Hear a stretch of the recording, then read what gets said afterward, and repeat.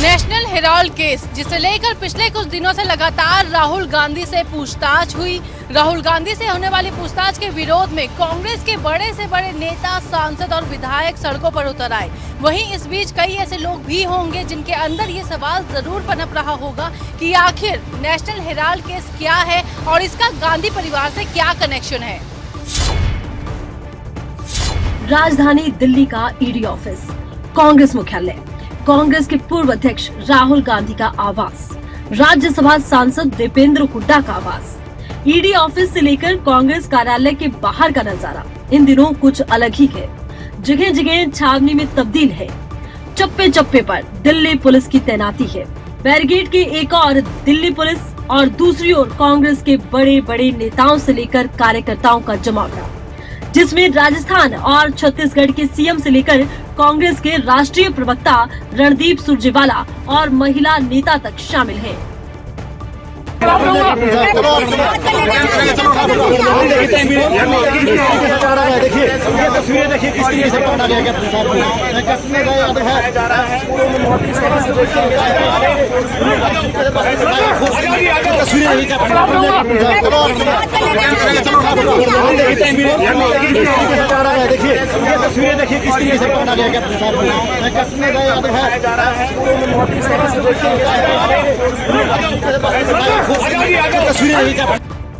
कांग्रेस के बड़े बड़े नेताओं और पुलिस के आमने सामने होने की तस्वीरें आज की नहीं, ना तो ये तस्वीरें ज्यादा पुरानी है।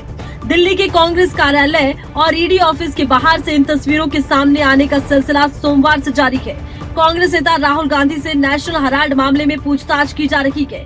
कांग्रेस पार्टी का हर एक सदस्य राहुल गांधी की ईडी के सामने पेशी का विरोध कर रहा है। वहीं दिल्ली पुलिस भी सुरक्षा के लिहाज से पूरी मुस्तैदी से तैनात है। कांग्रेस कार्यालय के बाहर तो धारा 144 तक लागू कर दी गई है। देखिएगा जिस तरह से घोषित इमरजेंसी घोषित कर दी है, इन लोगों ने जो पार्टी ऑफिस से हम लोग जाना भी चाह रहे तो नहीं जाने दे रहे हैं। हमारा स्टाफ नहीं आ पा रहा है, हमारे पदाधिकारी नहीं आ रहे हैं। तो ये क्या है? ये गुंडागर्दी है मोदी सरकार की। ये घोषित इमरजेंसी है कि लोग अपने घर से आना चाह रहे हैं, ऑफिस तक भी उन्हें ऑफिस में नहीं आने दिया जा रहा है। कौन से हम आतंकवादी हैं? वहीं राहुल गांधी की पेशी से पहले कांग्रेस की ओर से प्रेस वार्ता की जाती है। प्रेस वार्ता के दौरान कांग्रेस के तीखे सवालों के जरिए बीजेपी पर वार किया जाता है। बघेल जी, उनको सरे रहा उनकी गाड़ियों और काफिले को सड़क पर रोककर आप उनकी सुरक्षा को खतरे में डाल सकते हैं? किस जुर्म में इस देश के सबसे वरिष्ठ मुख्यमंत्री श्री अशोक गहलोत जी को आप अखिल भारतीय कांग्रेस कमेटी के कार्यालय में बैरियरों के घेरे में गिरफ्तार कर सकते हैं? छोड़ दीजिए, जिस प्रकार से हमारे कार्यकर्ताओं, नेताओं पर जानलेवा हमला बोला गया, जिस प्रकार से सांसदों को सड़क पर घसीटा गया, पूरे देश ने देखा। एक महिला सांसद जेबी मात्र जी को जिस प्रकार से सड़क पर घसीटा, लाठियां मारी, जिस प्रकार से दुर्व्यवहार किया और फेंका गया, क्या ये इस देश की परंपरा और परिपाटी है? लेकिन इन सब के बीच सवाल यही है कि जिस नेशनल हेराल्ड केस की वजह से राहुल गांधी का ईडी के सवालों से सामना हुआ, इसकी शुरुआत कब और कैसे हुई?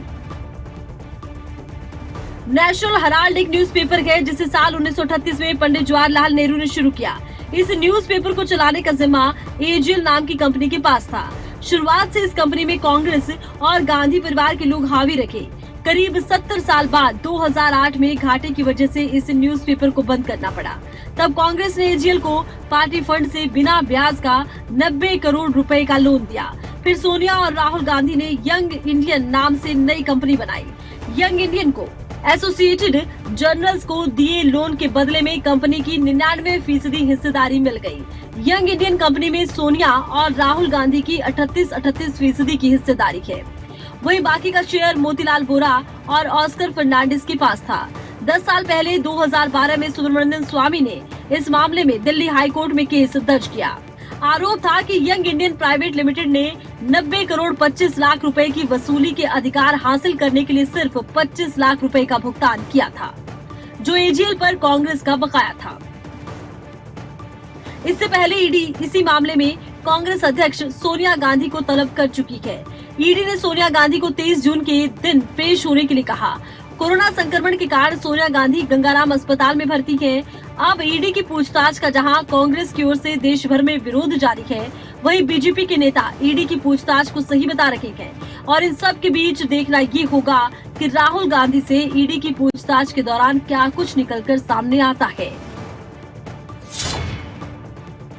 आपको बता दें, गांधी परिवार पर एजेल कंपनी की हजारों करोड़ रुपयों की संपत्ति में हेराफेरी का आरोप है। वहीं इस मामले में गांधी परिवार का यही कहना है कि उनकी यंग इंडियन कंपनी ने नेशनल हेराल्ड न्यूज़पेपर को अपने नियंत्रण में इसलिए लिया ताकि वे अपने कर्मचारियों की तनख्वाह दे सके। हम 15 ताल कटोरा रोड पहुंच चुके हैं। दीपेंद्र हुड्डा का आवास है, लेकिन दीपेंद्र हुड्डा को आज घर पर ही नजरबंद कर दिया गया। आप सबसे पहले घर के बाहर की तस्वीरें देखिए। इस तरीके से बैरिकेटिंग करके दीपेंद्र हुड्डा को आज घर पर ही नजरबंद कर दिया गया है। पूर्व मुख्यमंत्री भूपेंद्र सिंह हुड्डा भी घर पर मौजूद है, वो भी घर से बाहर नहीं जा सकते। पूर्व मुख्यमंत्री और राज्यसभा सांसद अगर दीपेंद्र हुड्डा बात करें, दोनों को ही घर पर नजरबंद कर दिया गया और दोनों ही की तरफ से आज यहाँ पर धरना शुरू कर दिया गया। घर पर ही दरी बिछाकर यहाँ पर धरना शुरू कर दिया गया दीपेंद्र हुड्डा की तरफ से। हम लगातार सारी की सारी तस्वीरें दिखाएंगे। जो सुरेंद्र पवार है, सोनीपत के विधायक, वो भी यहाँ पर मौजूद है, उनसे भी हम बातचीत करेंगे। सारे के सारे नेता यहाँ पर पहुँच चुके हैं। पवार साहब, यहाँ पर दरी बिछाकर प्रदर्शन क्यों शुरू कर दिया, क्या धरना आप दे रहे हैं? देखिए, अब देख रहे हो कि दिल्ली पुलिस की जो तानाशाही है कि गेट के बाहर पूरा बैरिकेड लगा के जो लोग किया गया है, तो हमारे सांसद साहब MP श्री दीपेंद्र हुड्डा जी भी और सभी MLAs वगैरह हुड्डा साहब भी घर पर मौजूद है, आप सब मौजूद है, ना जा सकते ना आ सकते, तो ये चल क्या रहा है? ये बीजेपी की जो तानाशाही है, और मैं एक बात ज़रूर कहूँगा कि तानाशाही बहुत दिन कभी किसी की नहीं चली है। आपने देखा होगा, तानाशाही का अंत बहुत जल्द होगा। बिल्कुल, देखिए सुरेंद्र पवार है, सोनीपत से विधायक है, वो यहाँ पर मौजूद है। नीरज शर्मा है, वो भी यहाँ पर मौजूद है, उनसे बातचीत करेंगे नीरज शर्मा से कि उनको भी यहाँ पर रोक लिया गया है क्योंकि ये दीपेंद्र हुड्डा का आवास है। नेता प्रतिपक्ष भूपेंद्र सिंह हुड्डा भी यहाँ पर मौजूद है और दीपेंद्र हुड्डा भी यहाँ पर मौजूद है। सभी को यहाँ पर नज़रबंद कर दिया गया। घर के बाहर बाकायदा बड़ी बैरिकेटिंग की गई। दिल्ली पुलिस के जवान यहाँ पर तैनात है, रैपिड एक्शन फोर्स यहाँ पर तैनात है। नीरज शर्मा जी, घर के अंदर ही नज़रबंद क्यों कर दिया, ऐसा क्या कर दिया आपने? देखिए, हमें बड़े दुर्भाग्य से कहना पड़ रहा है, लाखों लोगों ने हमें चुना। अब हम इस भाजपा सरकार की नज़र में न सांसद हैं, न विधायक हैं। अब हम उग्रवादी बन गए हैं, हम हार्डकोर क्रिमिनल बन गए हैं। और आज पिछले 3 दिन से हमारे भाई दीपेंद्र हुड्डा जी को ये भाजपा सरकार का नित्यनेम का कर्म बन गया था कि सुबह उठाओ और रात 12-12 बजे तक थानों में बंद रखो, और एक दिन में कई थानों में ले जा रहे थे। तो 2 दिनों में कहाँ बंद किया थानों में? फतेहपुर बेरी थाने में ले गए, तुगलक लेन में ले गए, मंदिर मार्ग में ले गए, बदरपुर में ले गए। और दीपेंद्र हुड्डा जी के चाहने वाले इतने हैं कि जहाँ ले जा रहे थे वहीं पर सारे लोग पहुँच रहे थे। भैया, हर किसी को दर्द होता है। हमारे नेता हैं, हमारे नेता को कल पुलिस कहीं अपने पास रखेगी और बिना जुर्म के रखेगी, हम तो सहन नहीं कर पाएंगे। और आज जब उनका कोई बस नहीं चला, अभी कब घर पे नजरबंद कर दिया, कहीं जा भी नहीं सकते, कहीं आने बंद कर दिया, लोगों को आने नहीं दे रहे। सबसे बड़ी बात ये, लोगों को आने नहीं दे रहे। और जो हम लोग रात को आए थे, क्योंकि हमें पता था ये ऐसी कुटिल नीति चलेंगे, हम लोग रात से यहाँ बैठे थे, घर के अंदर घुस के अभी 2-3 बसें भर के हमारे साथियों को लेके गए हैं। कहाँ लेके गए हैं पता नहीं, और किस कानून के तहत ले जा रहे हैं ये नहीं पता लग रहा। सबसे बड़ी बात है कि वो जब नारा लगाते हैं, तीसरा दिन है, क्या लगता है जिस तरीके से दबाव पड़ ही रहा है, कांग्रेस झुकेगी, राहुल गांधी झुकेंगे? नहीं, झुकना और दबाव पड़ने की बात क्या है, ये तो भाजपा को सोचना है। भाजपा कर क्यों रही है ऐसा, क्यों डर रही है हमसे, क्यों हमको नज़रबंद कर रही है, क्यों हमको बाहर नहीं जाने दे रही है? हम कोई जिंदाबाद मुर्दाबाद नहीं कर रहे। और छोड़ो, कल रात को हमने वैसी रोटी खा के भैया सुबह से परेशान थे। 12-12 बजे ये थाने से छोड़ते हैं। हम टहलने गए हैं AICC के वहाँ पे, हमें टहलने के लिए मना कर दिया, जबकि सैर करना तो हर किसी का हक है। उसके बाद हमने कहा जी चलो, सैर नहीं करने दे रहे, भजन कर लेते हैं। सुंदरकांड का पाठ करना चाह रहे थे हम, हमारा सुंदरकांड का पाठ पूरा नहीं होने दिया। इससे बुरा राज हमने आज तक अपनी ज़िंदगी में नहीं देखा। सांसद दीपेंद्र हुड्डा से भी हम बातचीत करेंगे क्योंकि सांसद दीपेंद्र हुड्डा भी अब घर से बाहर नहीं जा सकते, उन्हीं का आवास है, उन्हीं को घर पर अब नज़रबंद यहाँ पर कर दिया गया है और जो विधायक है वो यहाँ पर पहुँच चुके हैं और सांसद दीपेंद्र हुड्डा से भी हम बातचीत करने की कोशिश करेंगे और कि किस तरीके से घर पर नज़रबंद किया गया है, कि किस तरीके की रणनीति रहेगी। आप तस्वीरों में देख सकते हैं तमाम कार्यकर्ता यहाँ पे मौजूद है। दीपेंद्र जी, आपको घर पर ही नज़रबंद कर दिया है, ऐसा क्या गुनाह किया आपने? देखिए, वो तो आप बताएंगे। ये कह रहे हैं कि हम धारा 144 तोड़ेंगे। अब धारा 144 भी टूटी हुई है, अब क्या बताएं। अब ये धारा 144 हमें समझ में नहीं आ रहा कि कोई क्या चल रहा है दिल्ली के अंदर। क्या 5 आदमी जा नहीं सकते? मैं जिस पार्टी का सांसद हूँ, क्या मैं उसके दफ्तर में नहीं जा सकता? मैं तो AICC के दफ्तर में आज तो नहीं जा सकते और 2 दिन में नहीं जा सकते। नहीं, क्यों आप बताओ। मैं भाजपा के दफ्तर में तो जा नहीं रहा, मैं केजरीवाल जी के दफ्तर में तो जा नहीं, मैं तो जा रहा हूँ कांग्रेस के दफ्तर में। मैं कांग्रेस का सांसद हूँ। अब कांग्रेस के दफ्तर में मैं नहीं जाऊंगा तो मैं किसके? पिछले 2 दिनों की बात करें, पिछले 2 दिनों में कितने थानों में आप जा चुके हैं? कितनी जगह पुलिस ने आपको खींच कर बस में बैठाया है? कुछ गिनती? देखिए, और दोनों दिन हमारा कोई ऐसी मंशा नहीं थी। हम केवल शांतिपूर्ण धरना अपने पार्टी के दफ्तर के आगे देना चाहते थे। एक विरोध, किसी भी पार्टी का प्रजातंत्र में अधिकार होता है एक मोर्चा विरोध करने का। हमें लगता है ये राजनीतिक प्रतिशोध से भरी हुई कार्रवाई है। आप अपनी जस्टिफिकेशन दे कार्रवाई की, हमें कोई आपत्ति नहीं, लेकिन आप कार्रवाई करें राजनीतिक बदले की भावना से, और हम विरोध का अधिकार भी ना हमसे वंचित रह जाए, ये प्रजातंत्र में। दीपेंद्र जी, 2 दिनों की बात करें, आपको कई बार पुलिस ने थानों में रखा, जबरदस्ती खींचा। आप पूछ रहे थे 2 दिनों में कितने थानों आप? देखिए, हम 3 थानों में जा चुके हैं। दिल्ली की थानों की यात्रा कराई जा रही है। हमें कल बदरपुर थाने में रखा गया सारा दिन। हमें परसों पहले फतेहपुर बेरी थाने में, उसके बाद तुगलक रोड थाने में। इसमें झुकोगे, डरोगे? इसमें मुझे लगता है कि जो अपना हमारा जो बदरपुर थाना है, उसमें जो है उसकी रेनोवेशन की आवश्यकता मुझे दिखाई दी। उस थाने में सुधार किया जा सकता है, क्योंकि हम थानों का निरीक्षण भी रह रहे हैं। हम सांसद हैं, हम जा रहे हैं, हम घुमा रहे हैं, तो हम बता दें आपको, देश के लोग। तुगलक रोड थाना टिप टॉप लगा। फतेहपुर बेरी थाने के अंदर उनके थानों का टूरिज्म उनके थाने के अंदर जो कहते हैं SHO है, SHO को AC अलाउ नहीं होता, लेकिन फतेहपुर बेरी थाने में SHO ने AC लगा रखा है। सरकार इसकी जानकारी ले। तो ये बातें हैं। हमें थानों में हमें लगाए जा रहे हैं वित्तीय अनियमितताओं के, भ्रष्टाचार के जो आरोप गांधी परिवार के ऊपर लगाए जा रहे हैं। 5000 करोड़ आंकड़ा दिया जा रहा है, कभी क्या आंकड़ा दिया जा रहा है? इन आंकड़ों में कितनी सच्चाई? देखिए, AJL और नेशनल हेराल्ड सारा मामला आज अशोक गहलोत जी ने बताया। तो ये एक ऐसी सेक्शन 12 में स्थापित की गई जो एक्ट है, उसके अंतर्गत स्थापित की गई संस्था है, जिससे कोई भी डायरेक्टर या शेयर होल्डर एक पैसा नहीं निकाल सकता। ये तो इसमें मतलब ED का रोल तो तब होना जब पैसे का हो। जब पैसा उसे निकाल नहीं सकते। वो कांग्रेस पार्टी का अखबार है और नेशनल हेड कांग्रेस पार्टी का अधिकार है, अखबार है, उससे पैसा निकाल नहीं सकते। उस पर बहुत बड़ा कर्ज था जिसे कांग्रेस पार्टी ने, ठीक है कि उसके जो शेयर होल्डर में प्रमुखता से गांधी परिवार है।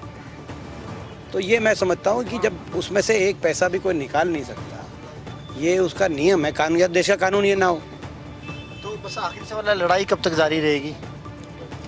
ये लड़ाई मैं समझता हूँ जब तक ये राजनीतिक बदले की भावना से कार्रवाई कराएंगे, जांच एजेंसियों का दुरुपयोग करेंगे, तब तक हम लड़ेंगे। बिल्कुल, सांसद दीपेंद्र हुड्डा का यही कहना है कि जब तक केंद्र की तरफ से इस तरीके से दबाव बनाया जाएगा, जो लड़ाई है इसी तरीके से चलती रहेगी। जो कांग्रेस के कार्यकर्ता है न दबेंगे न झुकेंगे।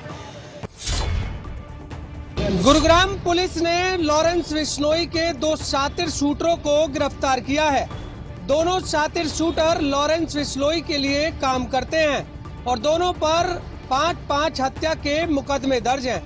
गुरुग्राम के पटौदी के खोड़ गांव में 2 सगे भाइयों की हत्या के मामले में भी ये दोनों शूटर शामिल थे। गुरुग्राम पुलिस की गिरफ्त में खड़े दोनों शातिर लॉरेंस बिश्नोई के शातिर शूटर हैं। दोनों आरोपी एक के बाद एक करीब दर्जन भर से ज्यादा आपराधिक वारदातों को अंजाम दे चुके हैं। यूपी पुलिस ने तो दोनों ही आरोपियों पर 1-1 लाख रुपए का इनाम भी रखा। गुरुग्राम पटौदी इलाके में खोड़ गांव में दो सगे भाइयों की हत्या के मामले में दोनों शूटर वारदात के मुख्य सूत्रधार थे। दो सगे भाई मंजीत और परमजीत की गोली मारकर हत्या कर दी गई थी। हत्या के मामले में गुरुग्राम पुलिस इन दोनों आरोपियों समेत अब तक 14 आरोपियों को गिरफ्तार कर चुकी है। 25/2/2022 को गांव खोड़ में दो सगे भाइयों का हत्या कर गोलियां मार के हत्या की गई थी, जिसके संबंध में हमने पटौदी पुलिस स्टेशन में केस रजिस्टर करके इन्वेस्टिगेशन की, जिसमें 12 आरोपियों को अब तक हम गिरफ्तार कर चुके हैं। और उसमें जो मेन शूटर उसके थे जिन्होंने फायरिंग की थी, उन 2 अभियुक्तों को हमने प्रोडक्शन वारंट पे लाके और कल गिरफ्तार किया है, जिनके नाम मनीष उर्फ सन्नी, काकरान तथा मोहित उर्फ अतुल उर्फ मोटा हैं। ये दोनों काफ़ी केसेस में पहले इन्वॉल्व रहे हैं। ये लगभग 8-8, 10-10 के करीब वारदात लूट की हैं इनके ऊपर, और 5-5 मर्डर दोनों ने कर रखे हैं अलग अलग जगह पे।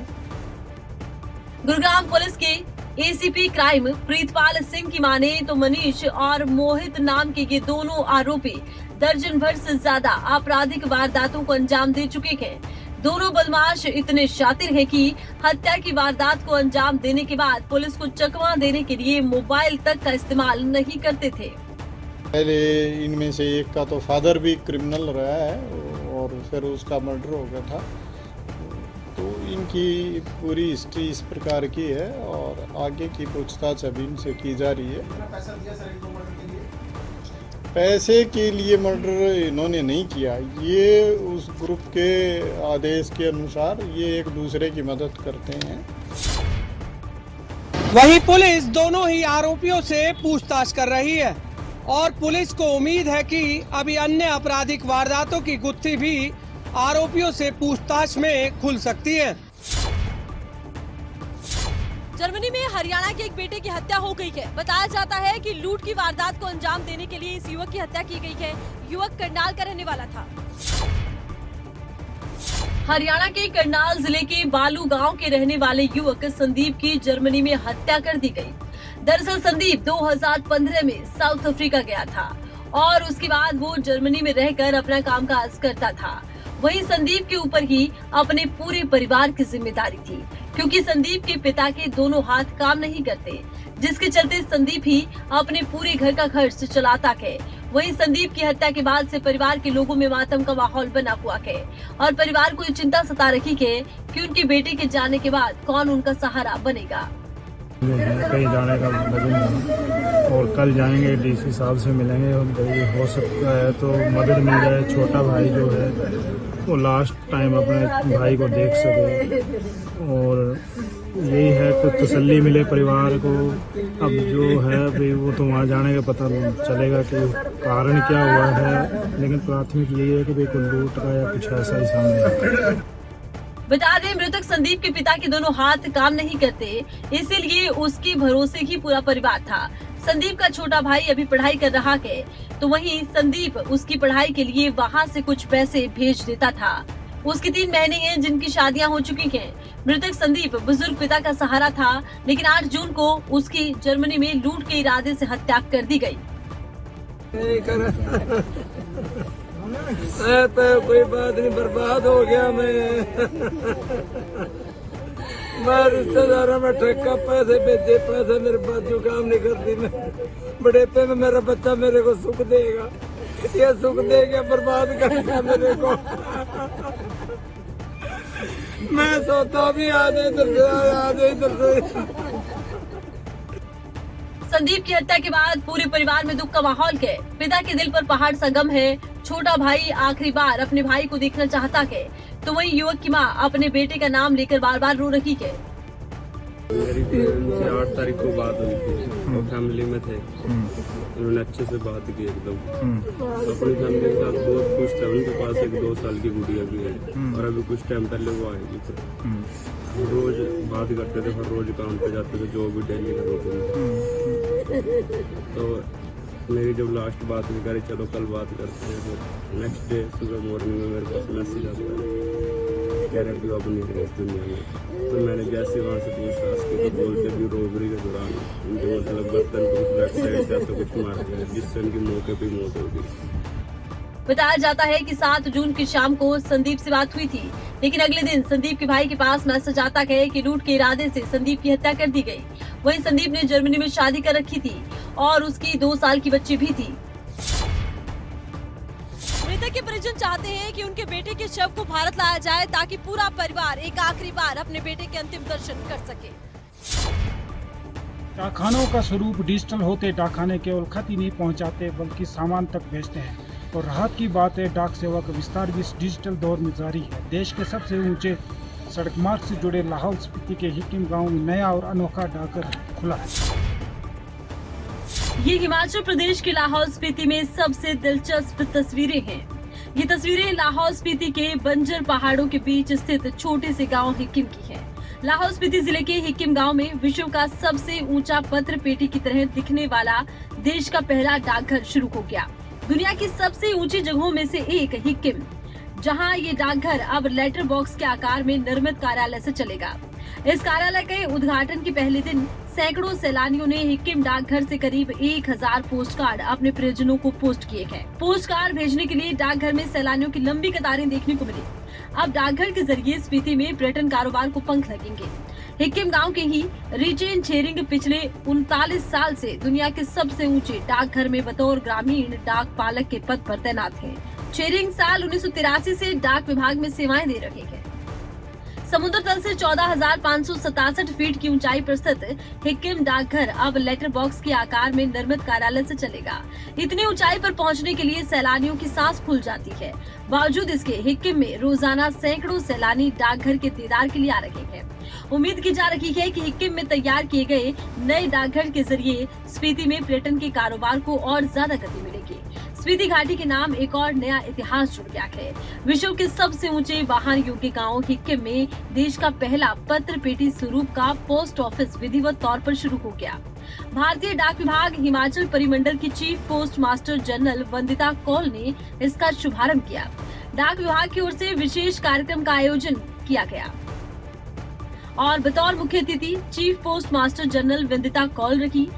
साथ ही साथ विशिष्ट अतिथि के तौर पर एडीसी अभिषेक वर्मा रहे।